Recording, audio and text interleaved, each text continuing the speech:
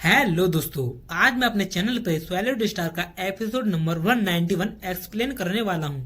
तो episode explain करने से पहले मेरी आपसे एक छोटी सी रिक्वेस्ट है कि आपने मेरे चैनल को अभी तक अगर सब्सक्राइब नहीं किया तो प्लीज मेरे चैनल को सब्सक्राइब कर लें, क्योंकि मैं अपने इस छोटे से चैनल पर एक न्यू डोंगहाव सीरीज को एक्सप्लेन करने वाला हूँ।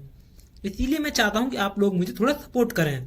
तो बिना देरी के चलिए अपने इस एपिसोड को शुरू करते हैं। तो मैक्स उस एंशिएंट अल्टर से वापस आने के बाद अपनी मौसा क्लैन की बॉडी की मदद से उस मिस्टीरियस ट्रेजर बॉक्स को ओपन करने की कोशिश कर रहा था, जहां थोड़ी आइडेंटिफाई और प्रोसेसिंग के बाद वो मिस्टीरियस ट्रेजर बॉक्स ओपन हो जाता है, जिसके अंदर से 3 स्पेस रिंग निकलती हैं। तो बबाता उसमें से एक को चेक करने के बाद बताती है कि इस स्पेस रिंग के अंदर रेड क्रिस्टल और मेटल स्टोन है, और सेकंड स्पेस रिंग को देखने के बाद बताती है कि इसमें हाई लेवल इक्विपमेंट और ट्रेजर हैं, जिनकी अगर वेल्थ मिलाई जाए तो लगभग 560 मिलियन हुन युआन के बराबर है। तो मैक्स सोचता है कि जब मैंने सेविका की उस खराब स्पेसशिप को सेल किया था तब मुझे लगभग 6.10 हुन युआन मिले थे। अगर उनको मिलाया जाए तो लगभग ये उससे कई गुना है। तो ये बबाता थर्ड स्पेस रिंग को चेक करने के बाद बताती है कि इसके अंदर एक हैंड अनलॉकिंग आर्मर है। इस हैंड लॉकिंग आर्मर की एक खूबी है कि तुम जब इसका यूज करोगे तो तुम्हारा एनिमी अपनी स्पिरिचुअल पावर को यूज नहीं कर पाएगा। तभी मैक्स के पास स्टार इल्यूजन किंग का मैसेज आता है और वो उसको होंगमैन सिटी बुलाती है। तो मैक्स भी होंगमैन सिटी के लिए निकल जाता है, जहाँ पे पहुँचने के बाद मैक्स को वही पुराना दोस्त मिलता है जो स्टार फैंटेसी किंग का दोस्त था। तो वो उसे हाय बोलता है, तो मैक्स भी उसे स्माइल पास करके आगे निकल जाता है। स्टार इल्यूजन किंग के पास पहुँचने के बाद स्टार इल्यूजन किंग उसे वाइन ऑफर करते हुए बताती है कि मैंने सुना है कि उस एंशिएंट अल्टर से मिले हुए ट्रेजर बॉक्स की अभी तक रिसर्च चल रही है और बहुत सारे लोग तुम्हें ढूंढ रहे हैं, लेकिन मुझे उम्मीद है कि तुम अभी तक उनकी नजर में नहीं आए होगे। मैक्स भी सोचते हुए बोलता है कि उस ट्रेजर बॉक्स को तो केवल पर्पल किंग ही जानता है कि वो मेरे पास है, तो जरूर पर्पल किंग ने ही ये अफवाह फैलाई होगी कि वो ट्रेजर सारे मेरे पास हैं, इसलिए सभी लोग मेरे पीछे पड़े हुए हैं। सीन शिफ्ट होता है, एंशिएंट अल्टर की ब्लास्ट वाली जगह पर 2 बंदे दिखाए जाते हैं जो कि पर्पल किंग के दोस्त होते हैं। वो देखकर बताते हैं कि उस ह्यूमन के पास ही वो ट्रेजर बॉक्स है, क्योंकि यहाँ पर कोई भी हमें ट्रेजर बॉक्स नहीं दिख रहा। तभी हमें और लोग भी दिखाए जाते हैं जो कि मैक्स की लोकेशन का ही पता लगाने की कोशिश कर रहे होते हैं, जिनमें से एक स्पेसशिप के अंदर वाले बंदे को मैक्स की लोकेशन पता चल जाती है और उसे पता चलता है कि मैक्स होंगमैन सिटी के अंदर है, इसीलिए वो भी चाहकर भी मैक्स का कुछ बिगाड़ नहीं सकता, इसीलिए वो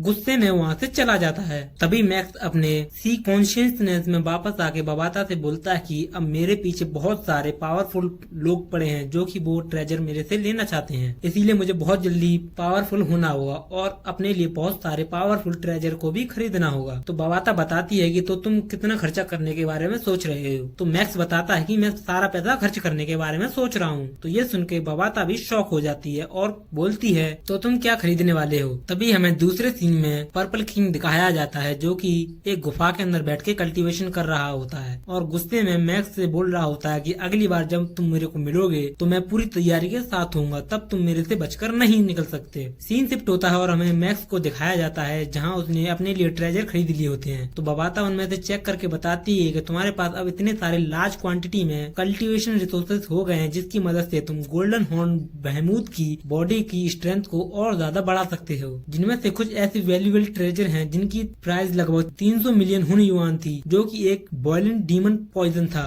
जिसे देखकर बबाता बताती है कि तुमने इस छोटे से पॉइजन के लिए इतना सारा पैसा क्यों खर्च कर दिया। तो मैक्स बताता है कि मैंने ये पॉइजन सीनियर से खरीदा है। तो उनसे जानकारी लेने के लिए मैक्स उन्हें मैसेज करता है और उससे पूछता है कि मैं इसका यूज कैसे कर सकता हूँ। तो पॉइजन सीनियर बताता है कि तुम्हें इसे यूज करने के लिए इसका 10 ग्राम अपने स्वॉर्ड पर लगाकर अगर तुम किसी भी इमोर्टल बंदे के ऊपर अटैक करते हो, तो अगर तुम्हारा अटैक उस बंदे को लग भी जाता है तो उसकी इमोर्टल बॉडी थोड़ी ही देर में डिस्ट्रॉय हो जाएगी, जिसकी वजह से वो दोबारा रिबॉर्न भी नहीं हो सकता। साथ में ही पॉइजन सीनियर थोड़ा भी शर्मा भी रहा था। तभी उसकी पार्टनर बताती है कि मैक्स तुमने जो उसे कल्टीवेशन रिसोर्सेज दिए थे इसीलिए वो तुम्हें थैंक्स कहना चाहता है, इसीलिए वो थोड़ा बहुत शर्मा रहा है। तो अपने दोस्तों से मिलने के बाद मैक्स उनको बाय बोल के होंगमैन सिटी से निकल जाता है और बबाता से कह के पर्पल किंग के ऊपर 50 मिलियन हुन युआन की बाउंटी इशू करवा देता है, जिससे उसे पर्पल किंग को ढूंढने में और ज्यादा मदद मिल जाए।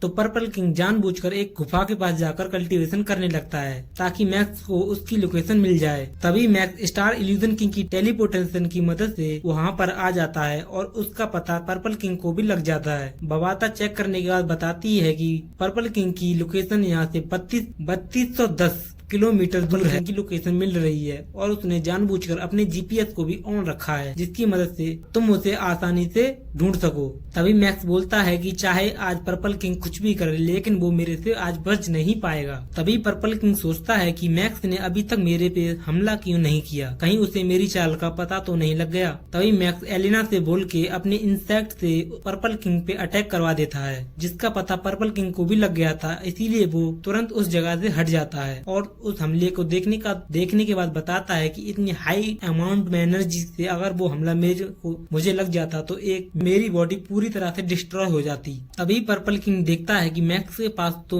मिलियंस में इंसेक्ट ये आर्मी है, तो वो सोचता है कि मुझे लगा ये ह्यूमन अकेला होगा तो मैं इसे आराम से मार दूंगा, लेकिन अब मुझे लगता है मुझे अपने दोस्तों के आने का इंतजार करना पड़ेगा। तो पर्पल किंग ये बोलकर वहाँ से निकलने लगता है, तो मैक्स भी उसके सामने आके खड़ा हो जाता है। तो पर्पल किंग उससे बोलता है कि लगता है तुम्हें मरने से डर नहीं लगता ह्यूमन, अगर तुम चाहते हो कि मैं तुम्हें मार दूं तो ऐसा ही होगा। तभी मैक्स हंसते हुए बोलता है कि लगता है कि मरने की बारी आज तुम्हारी है, आज तुम चाहे कुछ भी कर लो लेकिन तुम मुझसे बच नहीं पाओगे। तभी पर्पल किंग अपनी माइंड पावर से अपने दोनों दोस्तों को वहाँ पर बुला लेता है, जिनमें से एक स्टार अरे किंग मैक्स पे एरो शूट करता है, जिसकी मदद से वो मैक्स को मार सके, लेकिन मैक्स ठीक समय पर वहाँ से हट जाता है और उस एरो से बच जाता है। लेकिन तभी दूसरा दोस्त जो कि ब्लड किंग नाम से जाना जाता था, वो मैक्स पे पंच हिट करने की कोशिश करता है, जो पंच मैक्स को लग भी जाता है और मैक्स दूर जाकर गिरता है, लेकिन मैक्स किसी भी तरह से अपने आप को संभाल लेता है। तभी मैक्स के ऊपर वो तीनों एक साथ अटैक करने की सोचते हैं और उसके पास अटैक करने आते हैं, लेकिन तभी मैक्स अपने उस हैंड लॉकिंग आर्मर का यूज करता है, जिसकी वजह से वो चारों तरफ का स्पेस को लॉक कर देता है, जिस वजह से पर्पल किंग और वो दोनों अपनी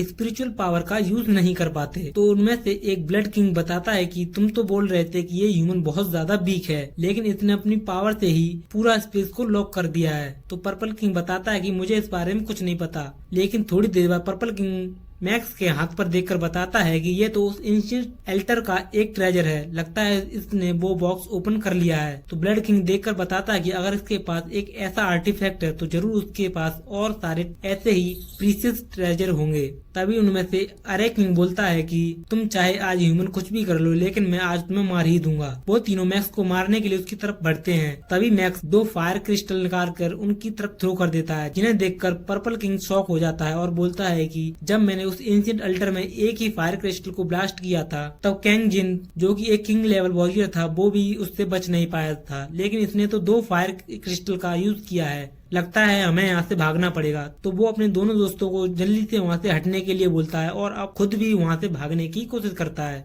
लेकिन मैक्स उन्हें भागने का कोई भी मौका नहीं देता और उन दोनों क्रिस्टल को ब्लास्ट करने का कमांड दे देता है और खुद को अपने सिल्वर विंग से कवर कर लेता है। तभी उनमें से एक ब्लड किंग बोलता है अच्छा तो ये ह्यूमन इसी वजह से इतना ज्यादा कॉन्फिडेंस था हमसे लड़ने के लिए। तभी वो फायर क्रिस्टल फट जाते हैं, जिनकी वजह से वो दोनों किंग लेवल वॉरियर मारे जाते हैं। साथ ही पर्पल किंग की बॉडी भी डिस्ट्रॉय हो जाती है, जिसका ब्लास्ट हम दूर से भी देख पा रहे थे। लेकिन थोड़ी देर बाद पर्पल किंग उस लावा के अंदर से निकलकर हंसते हुए बोलता है कि मुझे कोई भी मार नहीं सकता, और हंसते हुए बोलता है कि ह्यूमन तुम भी नहीं बच पाओगे। लेकिन तभी उसके अंदर एक सॉर्ड आकर लगती है, जिसकी वजह से वो एक पत्थर पे जाके लगता है और उसे बहुत ज्यादा पेन होने लगता है। तभी मैक्स आकर बोलता है मैंने तुमसे कहा था कि आज तुम चाहे कुछ भी कर लो लेकिन तुम मेरे हाथों मारे जाओगे।